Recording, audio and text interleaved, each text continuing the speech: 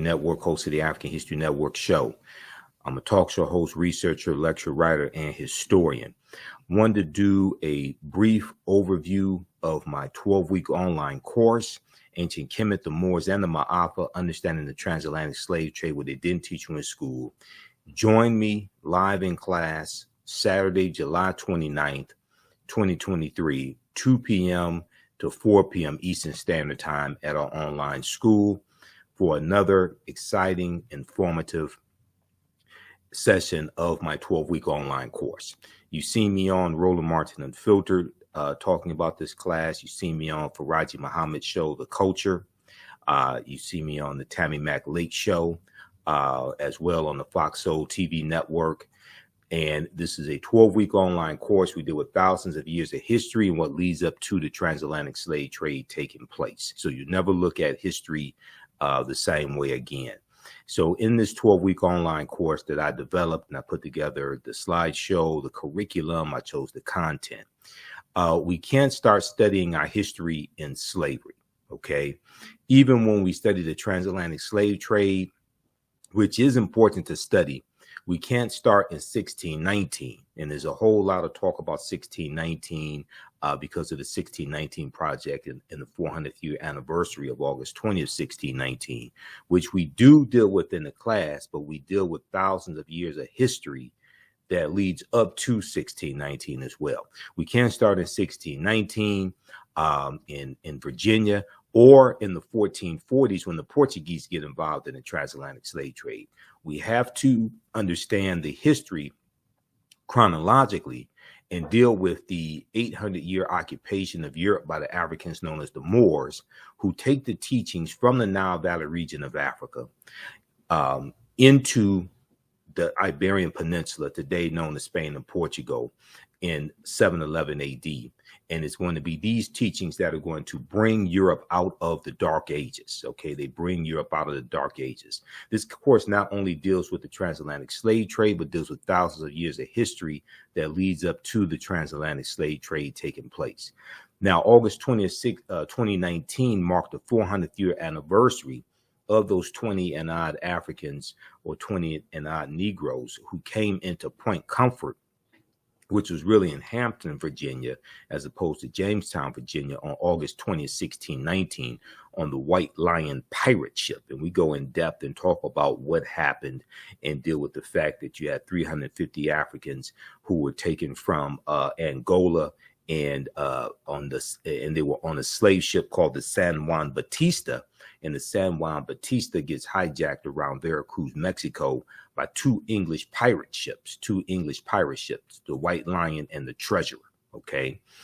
And it's going to be the White Lion and the Treasurer. They come into Virginia in August of 1619, and those 29 Africans are going to be on the White Lion pirate ship, Lion, which was an English pirate ship. So the August 20th, 1619 marked the 400th year anniversary of those 29 Africans who came into Point Comfort on August 20th, 1619, and what would later become the colony of Virginia. Now, this was known as the year of return, as many African Americans were and continue to reconnect to Africa and travel to Ghana or other West African countries. When we discuss the transatlantic slave trade, we have to first understand that African people are the original people of North, Central, and South America and have been in the land that we call the United States of America, or some call Turtle Island, at least 51,700 years. And we use numerous sources in this class. We look at a timeline of history, the book references. There are 100 articles that we look at as well. We have video clips, PowerPoint presentation, etc.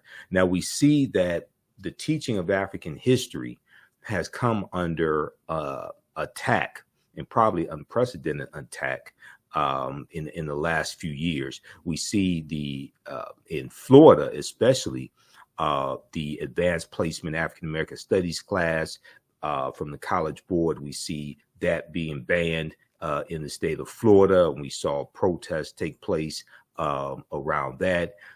We see with the anti-critical race laws um, in the past 2 or 3 years.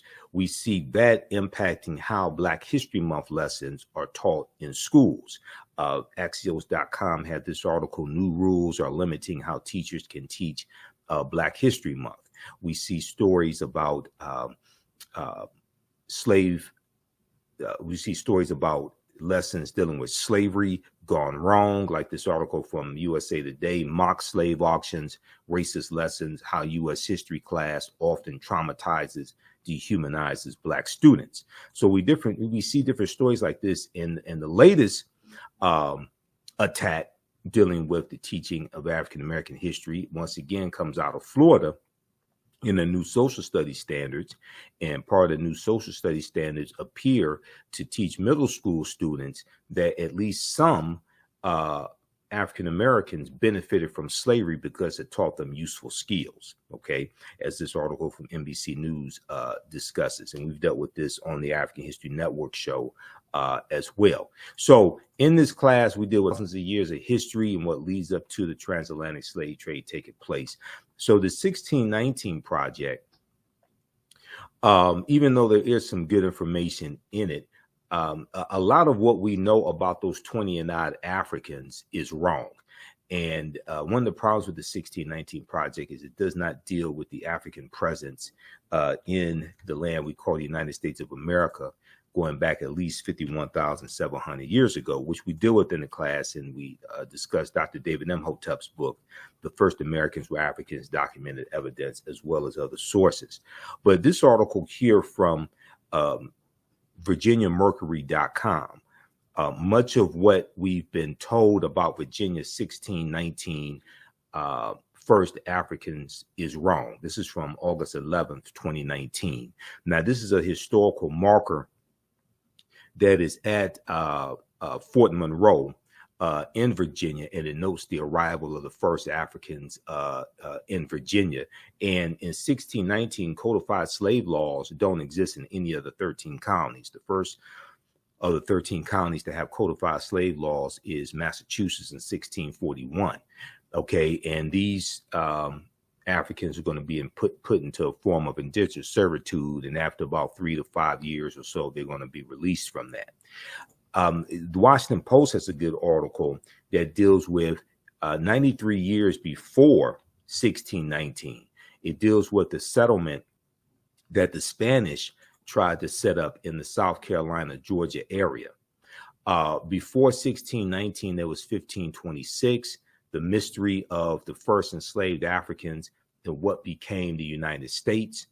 Spanish explorers brought 100 African slaves to a doomed settlement in South Carolina or Georgia. Within weeks, the subjugated revolted, then vanished. Within weeks, the subjugated revolted, then vanished. Be sure to register for this 12-week online course. You can do so at our website, theafricanhistorynetwork.com, theafricanhistorynetwork.com. We have the information right in the thread of the broadcast also. Okay, so one of the sources that we use in the class is Dr. David Imhotep's book, The First Americans Were Africans, Documented Evidence. He's a friend of mine. If you've been following the African History Network and following my show, which has been on the air 13 years, you know, I've interviewed him about 13 times, actually. And this is his first book. His second book is out, The First Americans Were Africans, revised and expanded. So this first book is out of print, okay? But his second book is available for purchase at Amazon.com. And his book deals with, his book is backed by 713 footnotes and 7 peer-reviewed articles. And it documents an African presence in North, Central, and South America dating back at least 56,000 years ago, which would be the Khoisan, who have the oldest DNA on the planet.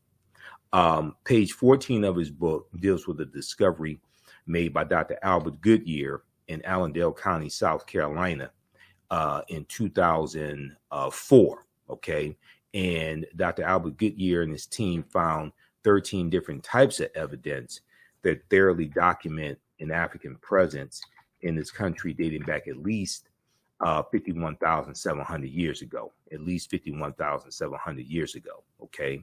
And these were the Khoisan, the short statured Africans. So this is why, even though 1619 is important to study, we get way too caught up in 1619. Okay. African people were the first people on the planet. We look at archaeological discoveries in this class that continue to push the timelines back, like the one that came out of Morocco in June 2017, which shows remains of Homo sapiens dating back between 300,000 and 350,000 years ago, which is at least 100,000 years older than the remains that were found in Ethiopia about 1974, that dated back 195,000 years ago.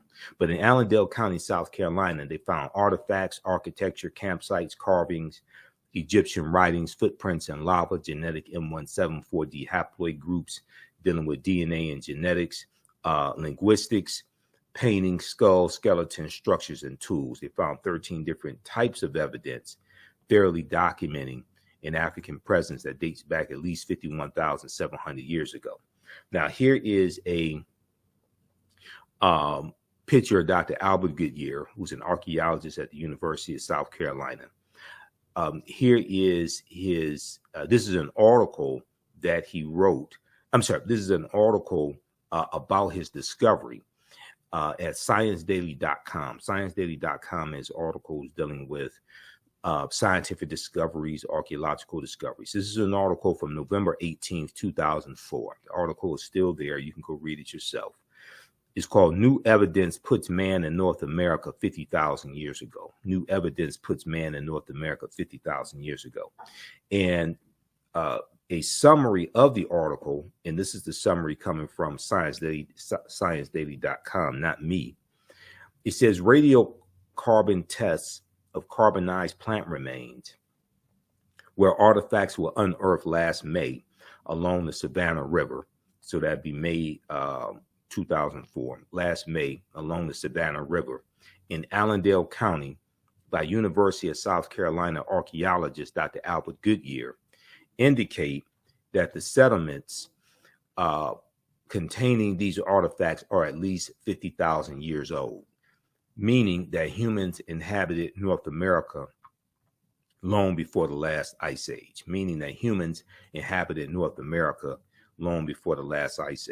So who are these humans? Okay. Well, an October 2012 genetic study published in Science magazine found that the Khoisan in Southern Africa are the oldest ethnic group of modern humans, with their ancestral line originating about 100,000 years ago. The Khoisan are formally called by the derogatory term Bushmen, and they are genetically unique, and no other currently known population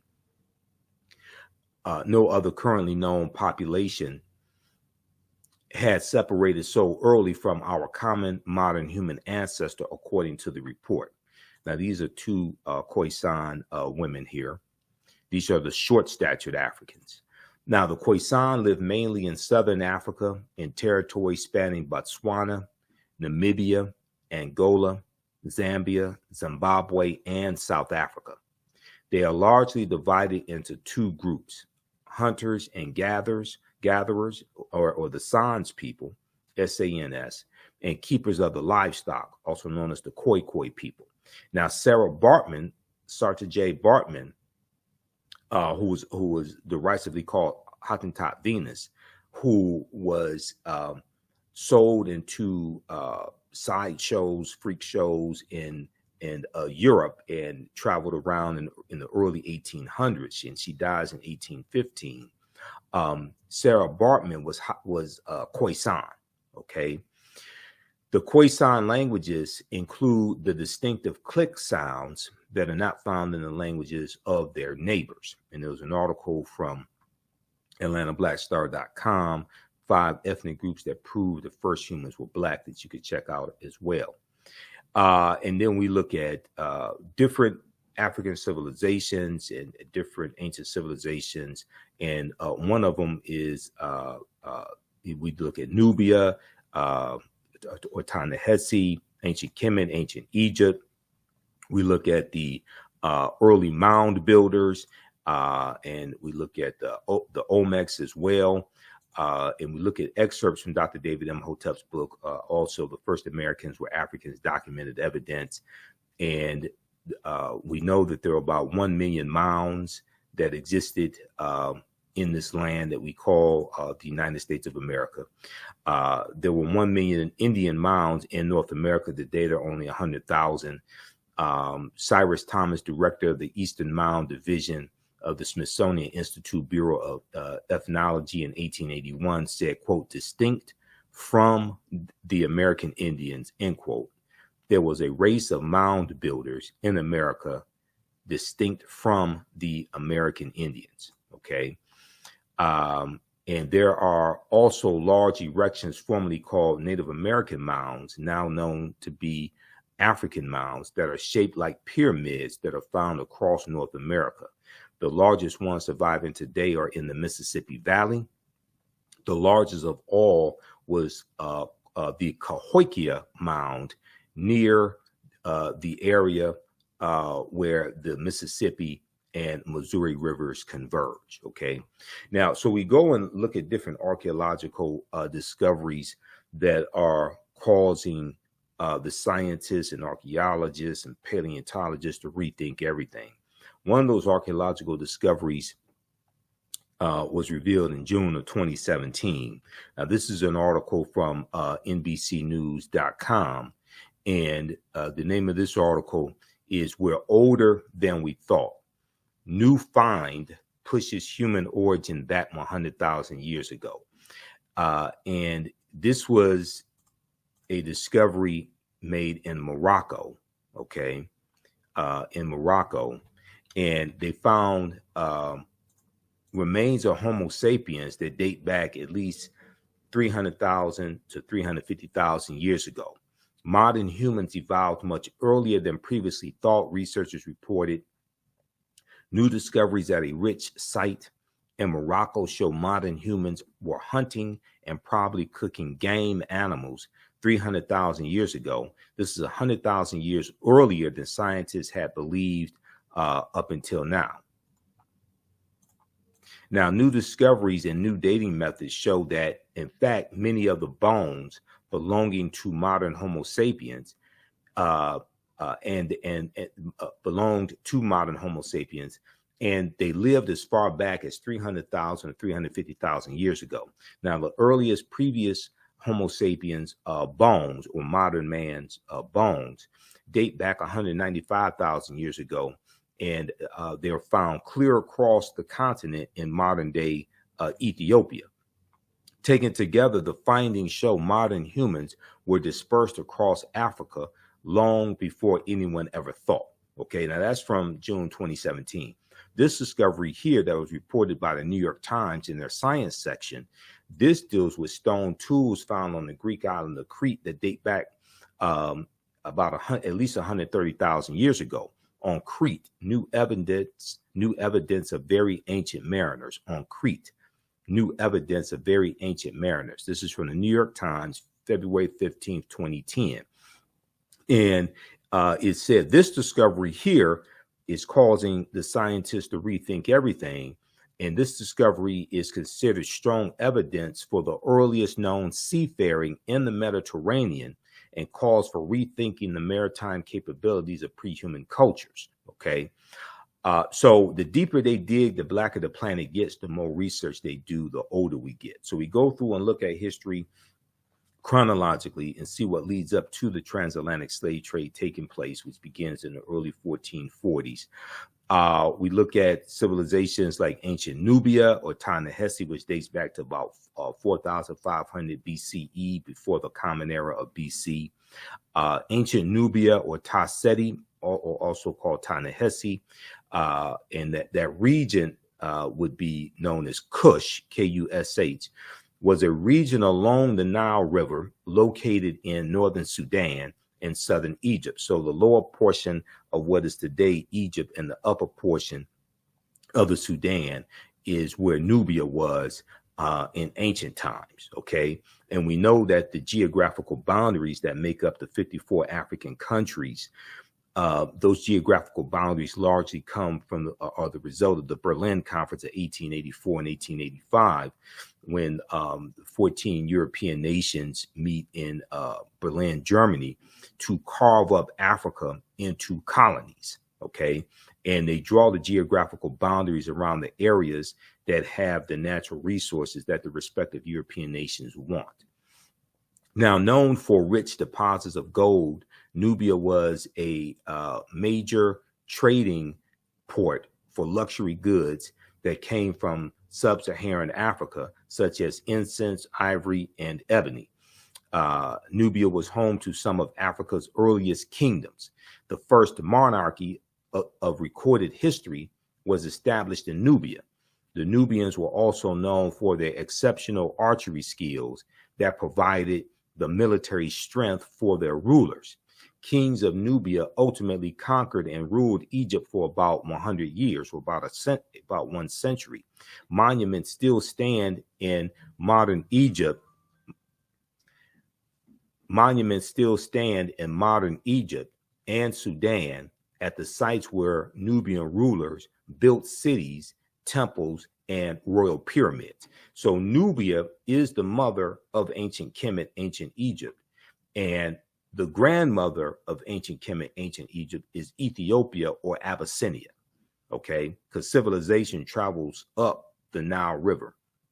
Now, in the 1880s, the Western world's interest in Nubia was awakened by the rediscovery of the ancient empire's monuments, which were reported almost simultaneously by individual British, French, and American explorers. Many of them found it difficult. Many of these Europeans found it difficult to credit indigenous Africans for building such a civilization. And Nubia is one of these African civilizations that Europeans tried to claim as their own. And just like ancient Kemet, ancient Egypt, and they tried to say that these were either brown-skinned Caucasians or they were people from the Mediterranean. They didn't want to say that these were Black Africans, all right? And we show you this video here of this this European scientist who was disappointed when he finds out that the ancient Egyptian pharaohs were Black Africans also, okay? Now, during the 1840s, German Egyptologist Carl Richard Lepsius asserted confidently that the Greek term Ethiopian, when referring to the ancient civilized people of Kush, did not apply to Negroes. He said the Greek term Ethiopian did not apply to Negroes, but was used to describe reddish-skinned people closely related to the Egyptians who, quote, belong to the Caucasian race, end quote. So they did everything they could to try to explain away this African greatness, okay? Now, ancient Egypt is the first major civilization in Africa for which records are abundant. It was not, however, Africa's first kingdom. A May 1st, 1979 New York Times front page article written by journalist Boyce Rensberger reported, quote, evidence of the oldest recognizable monarchy in human history preceding the rise of the earliest Egyptian kings by several generations has been discovered in artifacts from ancient Nubia, okay? So we take you through our history. We look at these different African kingdoms and civilizations. We look at the Punic Wars and Hannibal Barca, who was Carthaginian, who was Black African, one of the greatest military strategists in history. We look at the Battle of Cannae in 216 BC. We look at Hannibal fighting against the Romans, and we look at Carthage, which existed from 813 BCE to 146 BCE. We know Rome was going to destroy Carthage. And what's interesting is that historically, Hannibal Barca was portrayed as an African, portrayed as Black African. There was no question. In his book, World's Great Men of Color, Volume 1, history scholar J.A. Rogers asserts, quote, the Carthaginians were descendants of the Phoenicians. The Carthaginians were descendants of the Phoenicians, a Negroid people, and that, in fact, until the rise of the doctrine of white superiority, Hannibal Barca was traditionally known as a black man, end quote. Today, many encyclopedias classify the Carthaginians as whites or Semites, but ancient Greek and Roman eyewitness accounts paint a different picture. The indigenous peoples of Carthage were called the Afers, A-F-E-R-S. The indigenous people of Carthage were called the Afers. Ancient Roman poet Virgil, in his poem Mortem, speaks of a woman from the Afer or Afar or Afra race, and he says of her, and all her figure proves her native land. Her hair was curly, thick her lips, and dark her color, end quote. Okay. In Library of History book 20, Greek historian Diodorus mentions a Greek lieutenant named Agathocles, who defeated a people in the area of present-day Tunisia who were the same hue as Ethiopians. Okay, so Carthage is in the area where present-day Tunisia is in North Africa. Now, the eyewitness accounts are corroborated by physical anthropology.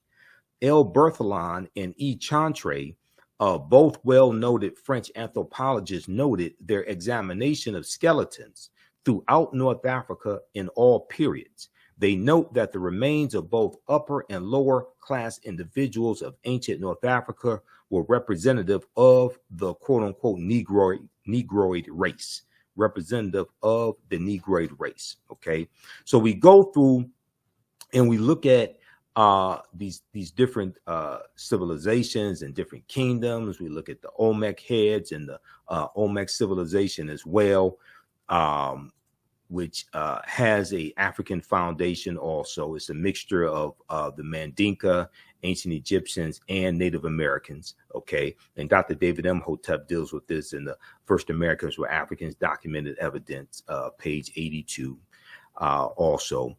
And we go through, look at these different archaeological discoveries, okay? Way before Columbus, ancient Malayans from Mali sailed to the Americas in 1311 AD, Common Era. FaceToFaceAfrica.com has this article from December 5th, 2018. It talks about Abubakar II, who sails with about 2,000 ships to the Americas, okay? And we know that Emperor Mansa Musa is, we know Mansa Musa is going to become emperor in 1312 AD after Abubakar II. Okay, Mansa Musa became ruler of the Mali Empire in 1312 AD, taking, or Common Era, taking the throne after his predecessor Abubakar II, or Abubakar II, for whom he had served as deputy, went missing on a voyage he took by sea to find the edge of the Atlantic Ocean. Mansa Musa's rule came at a time when European nations were struggling due to raging civil wars and a lack of resources. During that period, the Mali Empire flourished thanks to ample natural resources like gold and salt. Now, this is an interesting article from History.com. History.com is the official website of the History Channel, okay? And History.com tells you that West Africa was flourishing at a time when Europe was in the Dark Ages, or trying to come out of the Dark Ages, and dealing with raging civil wars, famine. You know, the Black Death, the bubonic plague. The bubonic plague hits in 1347 in spurts, and 1347 to 1400, Europe loses between 1/4 to 1/3 of their population. Okay, so this relates to the film Black Panther and T'Challa, who's the richest man in the Marvel comic universe. And this article relates T'Challa to Mansa Musa. Mansa Musa was the richest man in history. He just so happened to be an African man. We deal with the film Black Panther as well in the class. The first Black Panther movie and the second Black Panther movie also.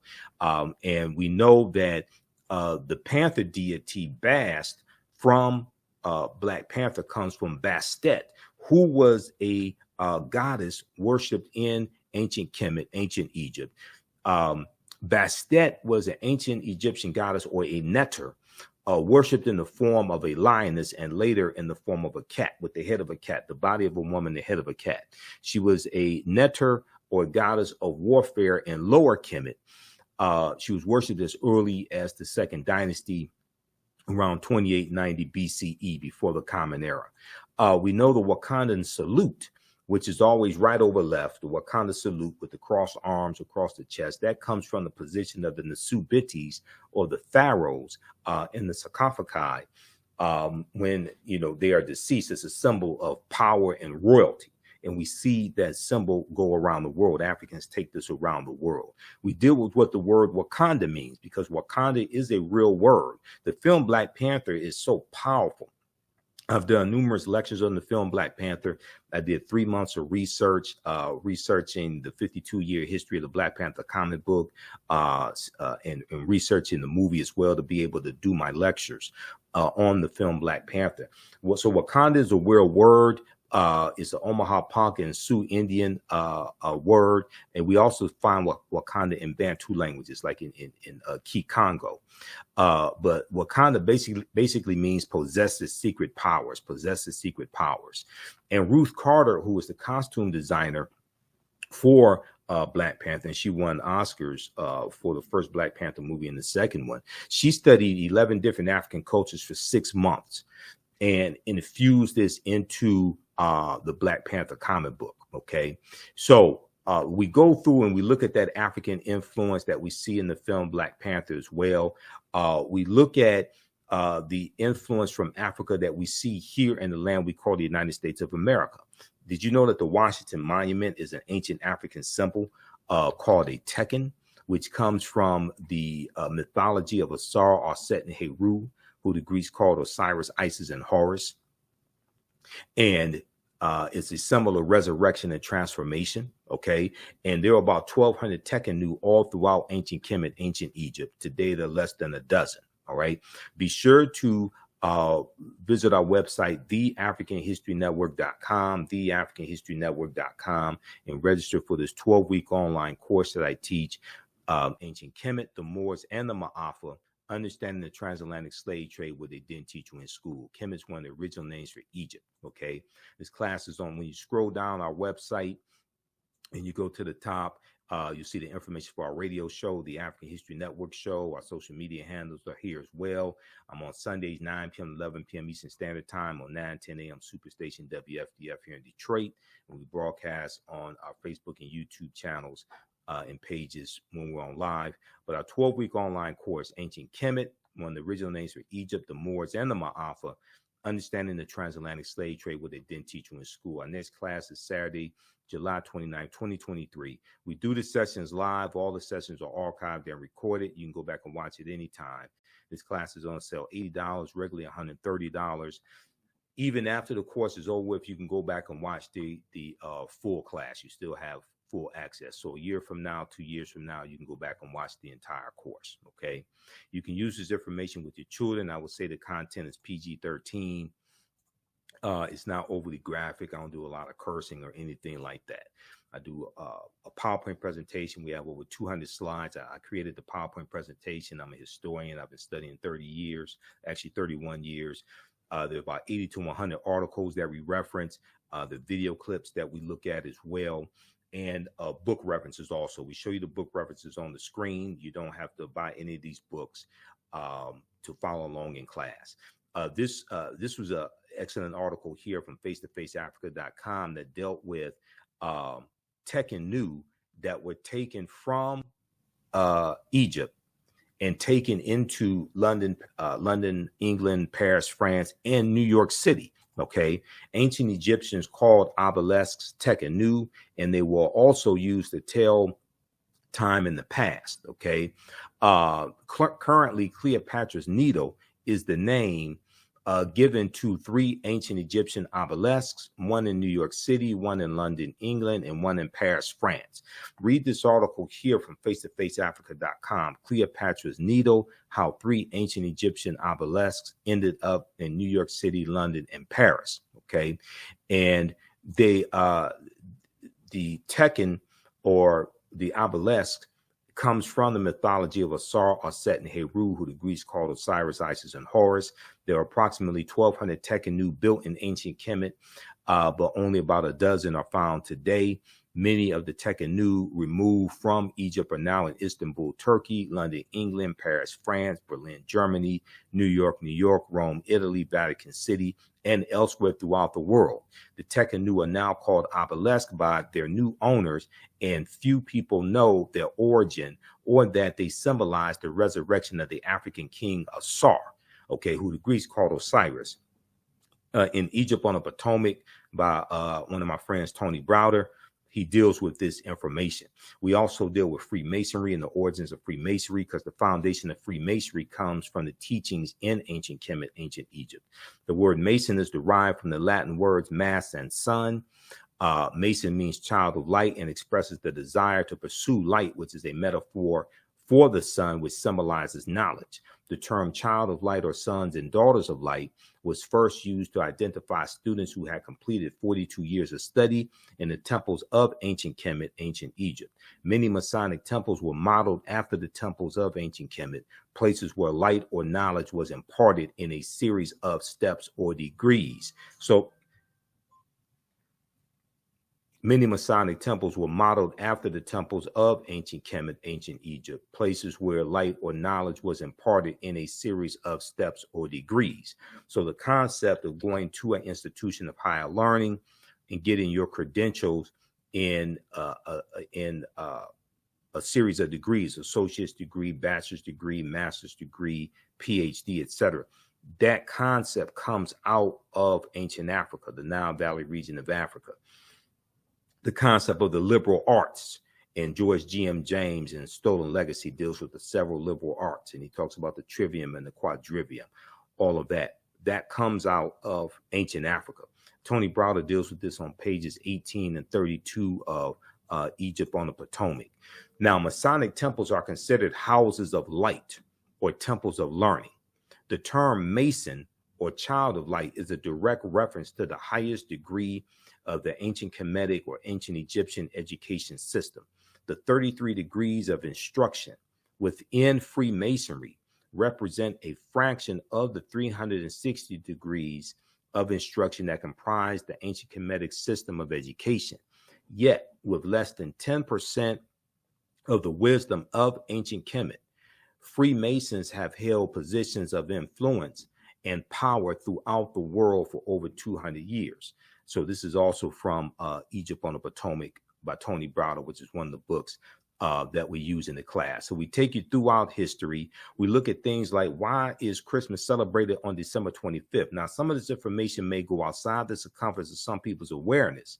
Just because you never heard it before, disagree with it, or don't like it, does not mean it's not true. Just means you have to do some research to understand what we're talking about. Because nowhere in the biblical text does it state that Yeshua or Jesus the Christ was born on December 25th. And this deals with astronomy, okay, and deals with the winter solstice. We look at things like Black Pete, Joata Piet, who was a Moor and who was the sidekick to Sinterklaas, and who's worshipped in Holland and in the Netherlands. And in early November each year, they have this celebration and this parade of Sinterklaas coming from Spain into the Netherlands with Black Pete. And they have white people who dress up in blackface and put on Afro wigs, who are said to be this African Moor, Black Pete, Joata Piet, okay? We deal with the 800-year occupation of Europe by the Africans known as the Moors, who go from North Africa, go from Morocco right into the Iberian Peninsula, today known as Spain and Portugal. They're going to conquer the southern portion of Spain and settle there. They call it Al-Andalus, okay? And then they're going to go all throughout Europe as well, and to various extents Africanize Europe. Who were the Moors? So the Moors' ancestors were known as the Garamantes. These were Black African people living throughout North Africa. Hannibal Barca was Garamantes, as well as St. Augustine. George G.M. James, in the book Stolen Legacy, said that the Moors were the custodians of the ancient Egyptian mystery system. So we go through and look at the Moors and their influence in Europe throughout history. We look at things like Saint Maurice, who became a patron saint to Germany as well. We look at sources from Ranoko Rashidi and Dr. Jose Pimenta Bay. One of the books we use is Golden Age of the Moor, edited by Dr. Ivan Van Sertima. We know 711 AD, General Tariq ibn Ziyad goes into the Iberian Peninsula and is going to conquer. They defeat the Vandals and the Visigoths, And this is tied to the fall of the western portion of the Roman Empire in 476 AD that gets crushed by those barbarians, the Vandals and the Visigoths. We look at things like, why are there Moors' heads on these national flags from Corsica and Sardinia? Okay, Corsica is a French island in the Mediterranean. Sardinia is an Italian island in the Mediterranean. So we go through, look at this history chronologically. We look at the three great West African kingdoms, Ghana, Songhai, and Mali. One of the books we use is Classical Africa by my friend Dr. Malefi Keti Asante, who I just interviewed back in, I think it was April of 2023, dealing with Queen Cleopatra VII. And the documentary series from Jada Pinkett Smith, African Queens, and the second installment dealt with Queen Cleopatra VII. We also look at Queen Nzinga, which was dealt with in the first installment of African Queens, which is streaming on Netflix right now. And then also we have to study Christopher Columbus. Columbus is crucial to understanding the transatlantic slave trade and the expansion of the transatlantic slave trade. Columbus helps to lay the foundation for slavery, racism, capitalism, the exploitation of indigenous people. And on his 4 voyages, Columbus never comes to the land that we call the United States of America. The closest he comes here is Cuba, which is about 90 miles away.